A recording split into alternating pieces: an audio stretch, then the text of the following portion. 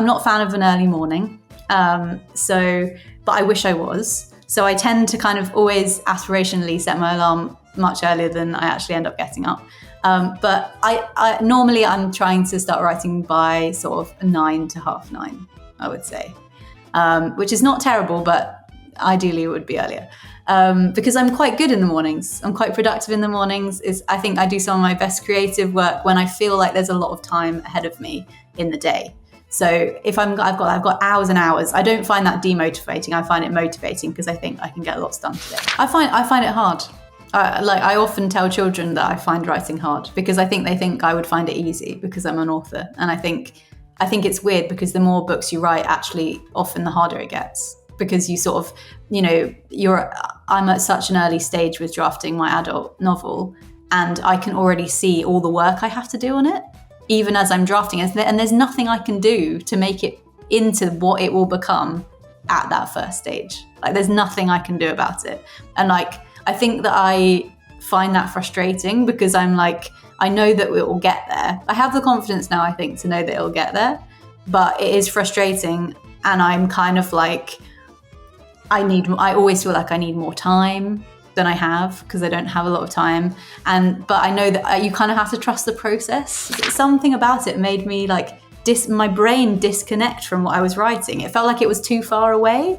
Like psychologically, like having the keyboard here and having this screen over here, I couldn't do it. And I sort of tried to push through it for like a few weeks and then I had to get rid of it. So I'm on like a laptop, but I do have a stand. So I do try to, be better about that.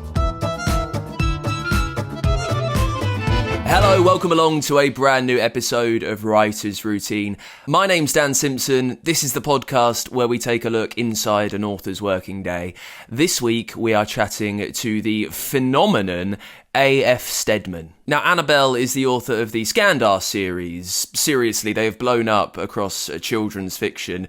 They are a fantasy all about bloodthirsty unicorns that are completely unlike any mythical creature we've been told to imagine before. And we follow Skandar's battle with the Weaver, who is trying to use wild unicorns to take over, only they might be closer to Skandar than we initially thought. And I'll say the word phenomenon again. She received a reported 7-figure book deal. At the time, it was believed to be the largest ever advance for a debut children's author. The film rights were acquired the same week. The third book, Skandar and the Chaos Trials, is out in paperback right now. The fifth book, the final one, it's top secret. That's on the way in August 2025. And we are going to find out how Annabelle wrote them. It's been frantic. She has written 5 books in the last 3 years.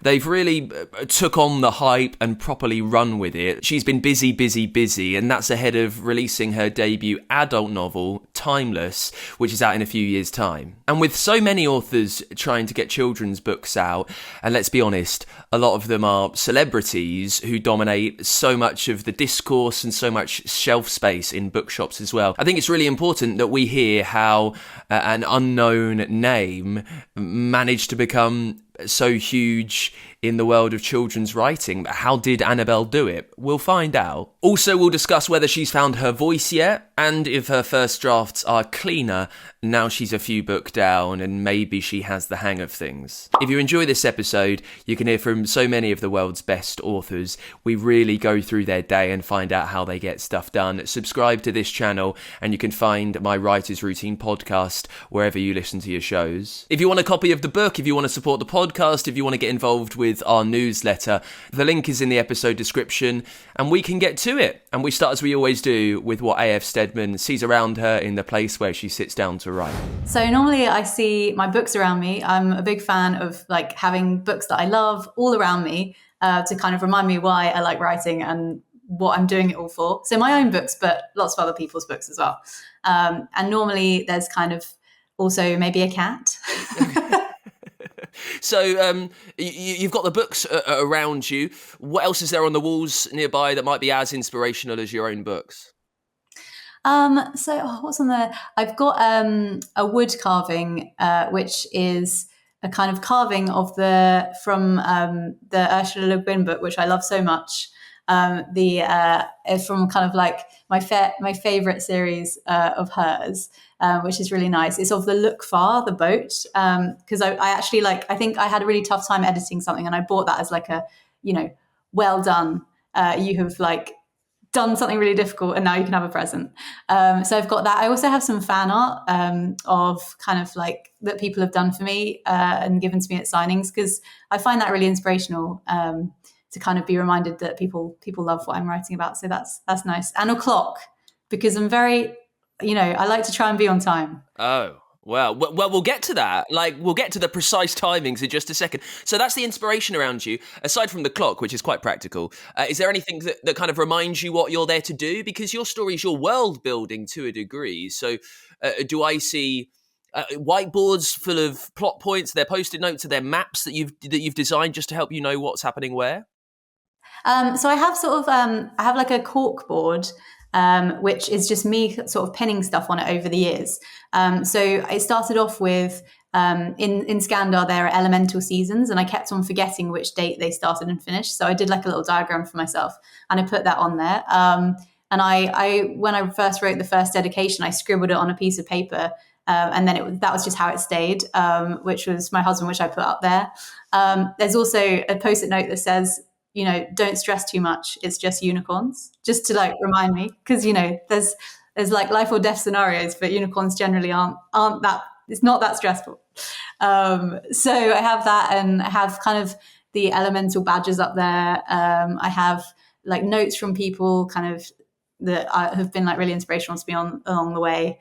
Some stuff I collected when I was touring in America, that kind of a Ted Lasso sticker, because I was talking to a bookseller about how much we like Ted Lasso, and it just reminds me of being in Rhode Island, looking at it. And so I just sort of collect things. I quite like pin badges. I'm one of those people that if I like something, I'm a fan of it, then maybe I'll buy a pin badge. So they've started making their way up there as well. We get some people say niche, other people might say nerdy about this, but we're really into tech. So what are you writing on? Is there a software that you use? And here we go. Most importantly, what font do you write with, Annabelle? Oh my gosh. Okay. So this is, I've got a Mac. I tried having a desktop one for a while, because I was I think it was after I got my first book deal, and I was I'm going to have a desk. It's going to have a big screen. I'm a serious writer now. I won't just have a laptop. And then I honestly tried to write on it, and I couldn't do it, which is really weird. What's happening? It's just a different thing, a bigger version. I don't know. I think it was it made something about it made me my brain disconnect from what I was writing. It felt like it was too far away. Psychologically, having the keyboard here and having this screen over here, I couldn't do it. And I sort of tried to push through it for a few weeks, and then I had to get rid of it. So I'm on a laptop, but I do have a stand, so I do try to be better about that. So I have that. And what was your other question? Font, the most important one. Oh my God, it's literally Times New Roman. Okay, that's fine. I have started using maybe it's Palatino. I think I've started using a different one for my adult series, because I needed a different font between my children's and my adult series. Well, the interesting thing is your first book was published, 2022? The first Skandar? Yeah. So that's, it's 2.5 years ago, barely 3, right? Yeah. And it's a huge bestseller, this kind of kids phenomenon, and now you're moving into the adult stuff. And I've chatted to so many authors who have taken a long, long time. And I know that you would have written before you published, but it means they've had a lot of thought into what they do if they're a full-time writer and if they had their own space. Now, you're kind of fortunate enough to have truncated a lot of that. When you thought about, right, I'm writing full-time, I'm going to have my own space, was there anything you kind of thought, this is what I'd like, this is what I'll do, this is what I need to make myself good and creative? To be honest, I think I did want a space that was just for me to be in. I think in the first flat that I was in, it was kind of it was in a corner somewhere. It was half my space. But then I think it's nice to have like, a room of one's own, as they say. And I think it's nice to just be like able to shut the door, because it makes you, it's really annoying when you're interrupted. It's quite annoying, whether it's by two cats or husband or anyone else who's randomly in my house. I think it's nice to be able to shut the door and be like, I'm working now. So I felt like I did need that. And I wanted to have books around me, basically, because I felt like I like to be inspired by other people. So I wanted to be able to pull it out and kind of have a look at it and think, oh, what was that scene that I really loved in that book? So yeah, it was basically like I wanted a place which had bookshelves. That was about it for me, but it was somewhere where I could shut other people out. Well, let's get into that then. With the point of the show, so it's called Writer's Routine, Annabelle. So just take us through a day in the life of you writing a novel, kind of bam, the moment you wake up to the moment you go to bed, and leave no what you might think to be like tedious stones unturned, because I promise there is gold in them hills. Okay. So I'm not a fan of an early morning. But I wish I was. So I tend to kind of always aspirationally set my alarm much earlier than I actually end up getting up. But I normally I'm trying to start writing by sort of 9 to 9:30, I would say, which is not terrible, but ideally it would be earlier. Because I'm quite good in the mornings. I'm quite productive in the mornings. I think I do some of my best creative work when I feel like there's a lot of time ahead of me in the day. So if I've got hours and hours, I don't find that demotivating. I find it motivating because I think I can get lots done today, which is kind of interesting. So yeah, I get up. I have some cereal. Big fan of cereal. And I try to I end up looking at my emails normally on my phone to sort of make sure nothing has kind of happened overnight, because I'm published in the US as well, in different territories. Sometimes things have happened that I need to deal with, but I try not to do that for too long. I actually have my social media on a really old iPad most of the time when I'm not on tour, because I find that on that I hate using it, so I don't doom scroll. So I will go in, get stuff done, get out again. Yeah, that's a good tactic. And it has worked really well. And it means I'm not being interrupted when I'm working. So then I leave my phone like away from my room. I do not take the phone anywhere near where I'm actually working, like in the office that I have. Because I have it today because, if there's tech issues, but most days it's nowhere near me and everything is on like focus mode. I have like 5 minutes that I'm normally allowed to be on the internet before it times me out. So yeah, which, I mean, to be honest, I'm not much of a procrastinator, like on that kind of thing. But if I'm really struggling, I do find like I'll just start, Googling random stuff. So I tend to try to keep that to a minimum. So yeah, morning I'll write, if I'm kind of drafting, so writing a new thing, I'll get into it. It takes me like kind of half an hour to really settle down to it a bit. It's almost like my brain is like, really, do you really want to put yourself through this today? And then eventually I get into it and I'm kind of excited by it. And then at lunch, like over lunchtime, I try and do some exercise, that old chestnut. Unfortunately, it does actually help, which I was always hoping it wouldn't, but it does. So yeah, I might go for a run or just like go for like a walk. And which I do find really helpful, and I tend to listen to audiobooks on those walks, just because it kind of gets me into a different world, and it's quite nice. But I have to be careful that I don't start trying to write that into Skandar, because I have been recently listening to some kind of Sarah J. Maas, and I feel like it's not really my target audience, so I have to make sure the swearing doesn't come in. So yeah, that's the kind of midday, sort of, I guess 12:30 to 1:30 normally.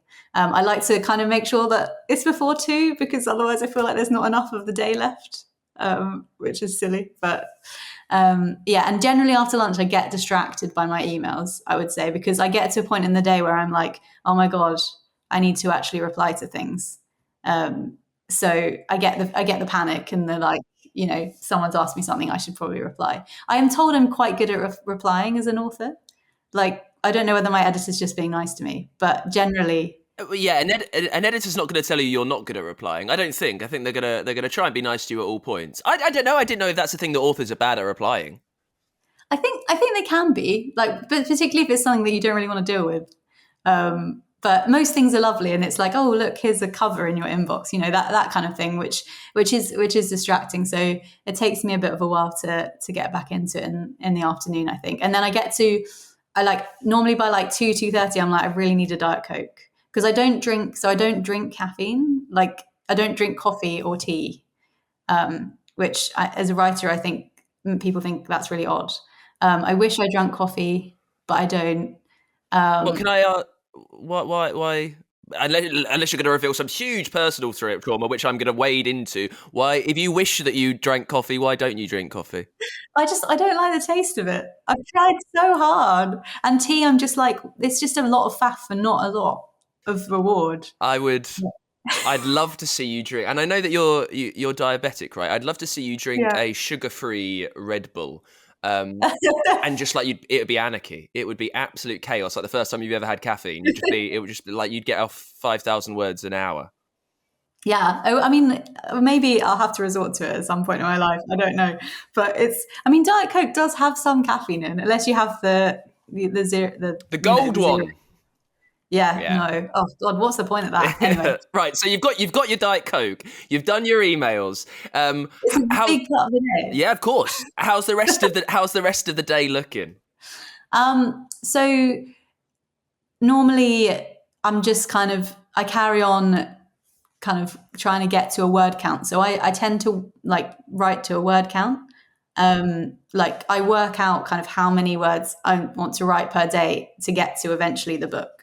And so it's kind of like a scary thing to do, but it's also something that like I really helps, because I started writing my new adult series, and I just thought, oh, I'm just going to write it. Like it's chill. It's ages till it's in. But then I found that I was writing like 200 words a day or something. I was like so slow because I thought I didn't have any kind of impetus, and I was doing like lots of research as well. And so as soon as I said, right, okay, I've worked out I need to write 1,000 words for it to be done by like mid-May, then I started doing it. It's really strange. But I know some people don't like doing that, but I at least feel like at some point I'll have a book if I have a kind of daily amount. And then at the end of the month, I'll be like, right, I've got 25,000. Good. And does it tend to be, on average, you would say about 1,000 words? So on Skandar, I generally write about 2,500 words a day. So when I'm like really in the draft, at the moment I'm doing half Skandar, half new thing. So that's sort of like 1,000 words in a morning plus research. So that's quite slow for me, but I'm trying to be slow.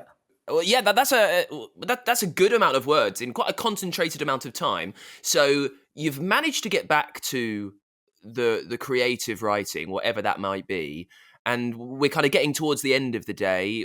When do you decide you've had enough? Is it a simple word count? Is it when your husband kind of comes back home? How does that work? I'm really bad at deciding when to stop, because I get like a kind of second wind about 4:30, and it's kind of even worse when it gets dark earlier, because I actually really like, if I didn't live with anyone else and I was all alone, I would write at night. Like I'd just write. And like when I've been on like really tight deadlines, I've kind of regularly done editing until like 2, 3, 4 o'clock in the morning. Because I just like the idea that no one's going to interrupt me, and I have all this time in the world, and there's no distractions, and I can just get into the story. So I do find it hard to stop. 6 o'clock is like a vague time, but I don't really I hate cooking, so I don't do the cooking. So basically I keep working while the cooking is happening, which is not me. So that's good. And when you're done, when the cooking has happened and you've eaten this meal that's been so wondrously prepared for you, I know. Your brain is across so many different things at this point. You're in 2 books at the same time right now. How good are you at switching off when you've just said that you ideally you just kind of carry on writing right the way through the night? You can't do that. Are you good at putting it on the back burner? I've got better at it. I think I've had to learn how to do it. I end up, when you're kind of talking, like we talk about our day at the end of the day, and so I'll probably talk about it. But once that's kind of out of my system, I'm kind of done. I think I've exhausted myself by that point. And then I always want to do something else, and I like watching TV of an evening and like just going into a different kind of world, or like reading books that are not mine. I reach like a saturation point when I'm like, I don't want to be doing like this anymore. I think my brain is like done. But then, unfortunately, then I try to go to sleep, and then it sort of like starts up again. So I think for those few hours in the evening, I can relax. But then often, when I'm drafting, I really struggle to go to sleep because my brain just goes into overdrive of like trying to kind of be like, what are you going to write next? What this scene going to be? And because I'm a really visual writer, I can like see it, and it's kind of like a dream, but you're not asleep. You're very emphatically not asleep, because then I'm very tired. I want to get back to the visual writer in just a second. You're a hopeful 2,500 words when you were cracking through Skandar. Are they good words? You've made the distinction that you're drafting, and then so you know that at a later point it's the firm edit. Is it any old word just to kind of keep the story plodding along? Are you trying to find the perfect word? So I think with Skandar, I think because it's a series, I think that I got much quicker and better at writing words that stayed in the book. I think if you compared my drafts, like I think as we got on, they would be more similar to the original one. Like book 5, which I've finished, is like it's not changed very much in editing, if I'm honest. Like in terms of like the turns of phrase and like the words and the sentence on a sentence level, like structurally, I might have written more things, but in terms of what came out initially, a lot of it's still there. Was that through I just learning from what your editors picked up on through the first 3 or 4 books? You were just having an ear. I tend to do this quite a lot. They tend to want to cut this bit, and you were just streamlining yourself through learning. Yeah, I think so. And I sort of, there's particular things where I sort of am writing it, and I can already hear them being like, having an opinion about it, or I know what my editor's going to say about that. But there's the kind of more negative side of that, but there's also a positive side of that, in that sometimes I write a line and I just like, oh, she's going to love that, that's quite nice. It's quite nice. I think I had bad habits, which I'm now aware of, but I think when you're drafting at that speed, I don't think you can get rid of like all the bad habits that you sort of naturally do. Like, because I write visually, I will describe like every single movement someone takes to open a door, instead of just being like, he went out. Yeah. And I know that I do that because it's kind of like a stalling thing. So when I'm kind of thinking of where it's going to go, I'm like, well, I know he's right there right now. And while I'm thinking about the next bit of dialogue, I'll just get him to the door, which is strange. But I know that I do that. So when I come back to edit it, I just delete those things out. But I didn't know that at the start. So I think, yeah, I've learned like my coping mechanisms for writing a draft. I've learned what they are and how they don't always make a good reading experience. So on those times when you can't quite figure out what's going to happen next, even though you're a visual writer, and you have full license here to kind of answer this with as much bravado as you'd like. Okay, you don't need modesty, please. Loads of authors, myself included, find writing really, really hard. Right? I can write, so fast, but the taxing brain power of figuring out where it's going is challenging, and that's very, very hard.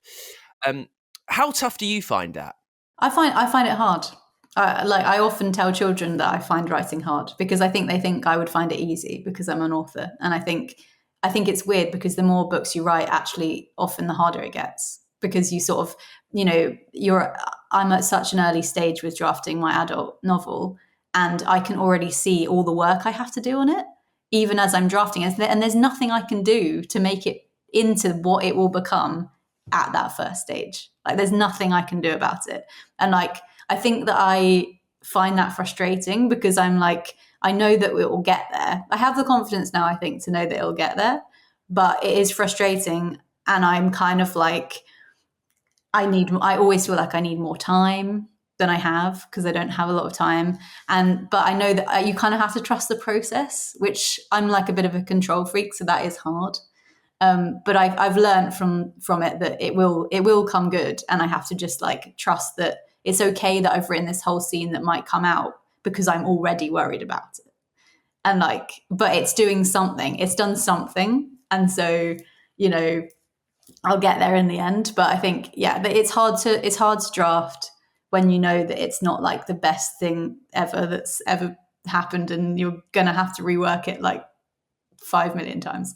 But like I always say to like authors who ask me for advice about like when they're querying and they're writing their first ever book, and I'm like, make sure you like it because you're going to read it so many times and you are going to rework it, and if you don't like it enough in the beginning, like write something else because you'll get sick of it. Talking about that time thing, I don't want too much detail about this because we are quite tight on time.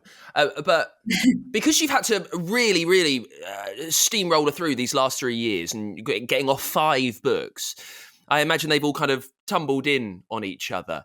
But what kind of breaks do you give yourself when you've finished maybe the draft of one book? Are you taking a few weeks off before you start in the editing? When are you kind of jumping into the next project? Weeks.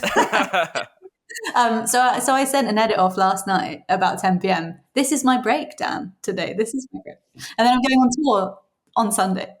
But I think that I like to go on holiday, like after, to relax after all of the stuff, like really being able to switch off, like in particular, being able to read just like every day and like not having interruptions really helps me. But I think that, I don't have a lot of breaks, but I have like writing breaks. So like when I go on tour, I'm not writing. Like I've always managed it like that with my publishers. So like in the next 2 weeks, I won't do any actual creative work. And then when I get back, I'll get my edit back and I'll do some more creative work. So it's always kind of structured like the kind of outward facing and inward facing, I guess. And so that's kind of worked, but it does mean that at some points I do need a holiday. The Skandar series is a real phenomenon, really. It's a real like kids publishing moment of the last few years, but you're still quite like young in your publishing career, and I know that it takes so many people so long before they think, oh, I've kind of got the hang of this, I've found my voice. When did that happen for you? I mean, obviously, you're selling loads of books, so you've found something, but like, has there been the moment where you think, oh, I've got this now, I get the hang of all of this? Yeah, absolutely not. Like that's not it's not happened yet. I don't know when or if it will happen. I think I'm still learning a lot about how everything works, and it feels strange kind of coming to the end of this series, the first one, and then embarking on a new one. And I do feel like it's all kind of new again. I think that I will feel like that for a long time, and I'm not convinced that like that many people say they know the moment where they I don't know. I just like I still like second guess a lot of the things that I do. I think that meeting children who really love the books is a really positive thing creatively for me, because if you make something that someone says they like to you, then you can kind of feel like I'm doing something right. But it doesn't help an awful lot when you're sitting down to write a new book, because you think, well, I might just like, this one might be really bad. This one might not be as good as the others. And that kind of like slight pessimism, but also kind of like desperation to make sure the next one is just as good, if not better than the others, is the thing that's kind of driven me always to like keep revising, keep kind of making it the best it can be. But I don't think that I ever get to the point when I'm like, yeah, smashed it. Like, I don't think so. But I've just tried to take what I can from the kind of positive reaction from children who genuinely love it and like know the books better than I do. How much do you remember about kind of the process behind writing the first Skandar book? Because I want to ask you questions about that. So the process, what was it? I wrote it so fast, actually. And I think I wrote the first draft in like 2018. I think I was unemployed for like a couple of months. I was trying to get a job in publishing, actually, and I couldn't. And so I wrote it, and I wrote it alongside an adult novel, which was really weird experience to do because the adult novel was really serious and about lawyers and like domestic violence. And then I was also writing this book about like elemental magic and unicorns. And so I was kind of like, I think it was my light relief. Like, I think Skandar was like, you know, it wasn't anything to do with like my own life or experience. It was like complete escapism. And so, yeah, I wrote it. I think I probably wrote it in like 2.5 months, the first draft. And I think it was probably, I mean, I haven't looked back at it. Some stuff is the same. But I mean, it didn't really have a plot, I don't think. Well, let's try and remember that. So, from what and I'm only because it's this big series. You know, you're talking about the fourth book now, and it makes no sense to ask you about the plot of that because maybe people haven't read all of them. So, just thinking back to Skandar 1. Yeah. The Unicorn Thief. Tell us about the very first moment that the idea for what became that book and perhaps that series came into your brain. What was that like first seed? Yeah, it was, I do remember it. It was when I was like living in Oxford, and I'd got the train and I was walking alongside the train and I had music on. I feel like it might have been a James Blunt song, which is not something I normally admit to, but yeah, called Bones, I think. And it's like a kind of like very epic song, and I just had this like image of like a boy riding a like creature, and I got obsessed by the unicorn, and like it could be a dark unicorn, and I have like a notebook, and I started writing like names of unicorns on the train. So I was training to be a lawyer, so I'd go in and I'd just write like hundreds of these names in this book and kind of like try to imagine the world. And like for ages and ages, I did not write it. I didn't write it then. That wasn't 2018. That was like 2014, I think. So it was the world was in my head for a long time. One of the first things I drew was the like horn going through the palm of the riders, which is kind of like, I'm terrible at drawing, so it's not a good drawing, but there's like a diagram of like unicorn eggs and then like someone's hand and then like the hatchery mark on the hand. And so I had a very strong sense of like the way into the world, I suppose, but I didn't really know what was going to happen after that. And then it wasn't until I sat down to write it that I thought of the name Skandar, and kind of that settled a bit more, and kind of invented the characters. But yeah, it was the unicorn and like how you access the world that really like gripped me, first of all, because I wanted to read something where I felt like anyone could be a unicorn rider. Like, I love those kind of books, and so I thought this is my way into that story. And then 4 years later, however long it was, you sit down to write it. You've been kind of thinking about what these things are, making drawings.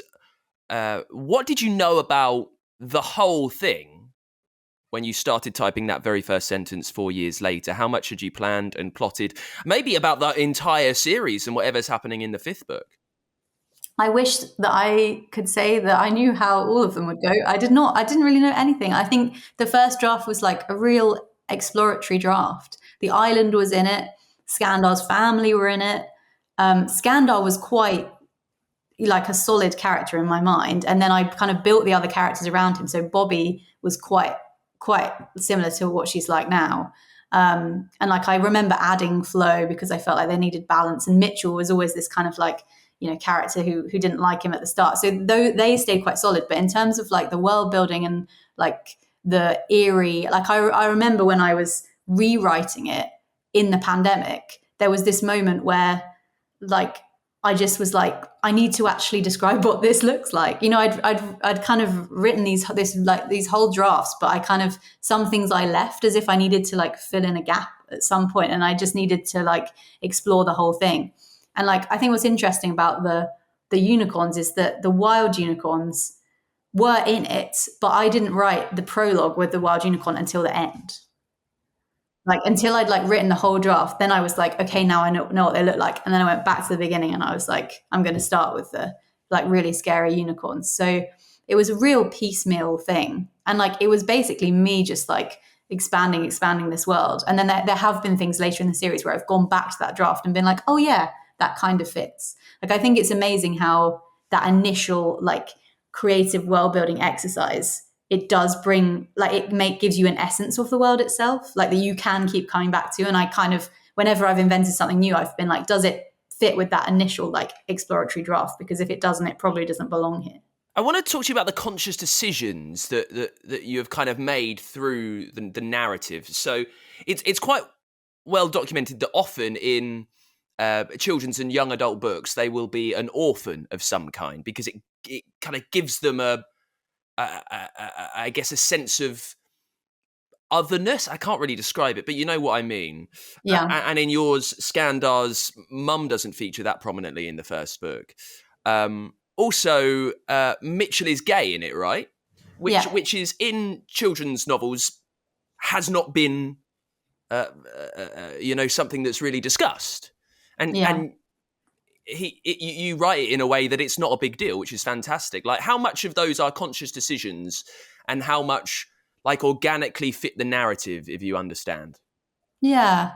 I mean, I think that with Skandar's dad, that him being in a single parent family, that was a conscious decision, because that's how I grew up and that what was happening at that age, like with my mum. And I wanted to kind of show that, because often both parents are dead, because when you get to the editing stage, it's actually really annoying to have a parent that's alive, because they're obviously worrying about them and they're like, what's going on? I've done so many edits on Skandar where it's like, what's dad thinking, what's he doing, which like you're not really interested in as a reader, but like has to kind of be dealt with. So I wanted to show a kind of parent who was struggling, who like had these children, had gone through this kind of massive amount of grief, and like how that impacted the children, rather than it being about the adult. It's about how they have to look after him, and how that kind of means that they kind of slightly disconnected from school, and people kind of pick up on that, because often like children do pick up on that kind of thing, and how that, how that's hard and that's difficult, and kind of show that.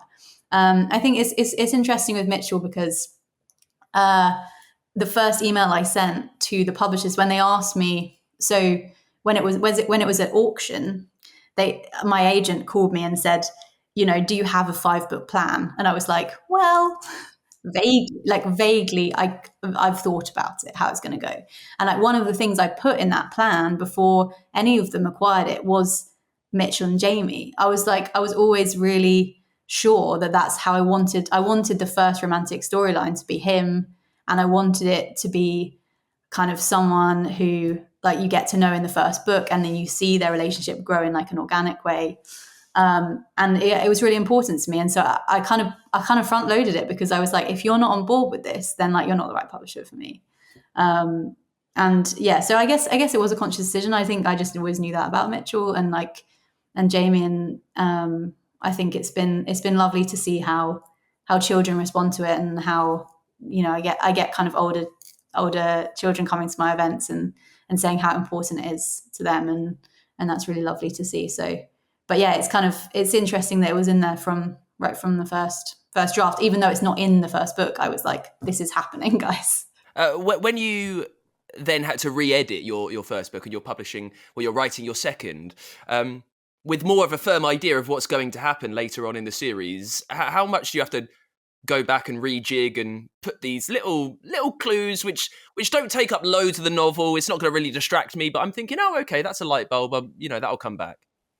Yeah, I think because of the speed that the books have been written, it's been quite nice, because as I'm writing another one, the other one is still kind of vaguely in edits. And so I can, across like 2 books, probably last year, like across 3, I was still able to kind of change things and seed things in. So I have done that. And I think it's funny though, a lot of it is about leaving things open, I think. It's about not saying, well, this is definitely not what this person is like, or this magic is definitely not allowed, and leaving those little threads that you think, well, I could come back to that, And like there's in the first one, there's this idea that maybe the Chaos Cup is like not the best way to decide who becomes the leader of the island, like who can win a race. Why do we do that? And that's sort of like something it's bubbling away the whole time. And then we by book 3, we're meeting the Wanderers, who kind of reject the the kind of norms of the island. And so it's just making sure that it's not like, yeah, this is obviously the best thing and like we should always do things like this, like leaving it kind of like open so that I can come back later for it if I want to. So that is it for this week's episode of Writer's Routine. Thank you so much to A.F Steadman for coming on the podcast. If you enjoyed this show, you've got so many episodes with tons more of your favourite authors, the bestsellers in the world, revealing how they get stuff done, how they plan their day. You can find that by subscribing to this channel, giving us a follow, and by listening to Writer's Routine wherever you get your podcasts from. If you'd like to get a copy of some of the books in the Skandar series, make sure you use the link in the episode notes. Also, while you're there, you can support the podcast and you can get involved with our weekly newsletter that will take you inside everything that's happening here at Writer's Routine. Make sure you give this video a like, and I will see you next week with a brand new guest on the podcast. Until then, thank you for watching.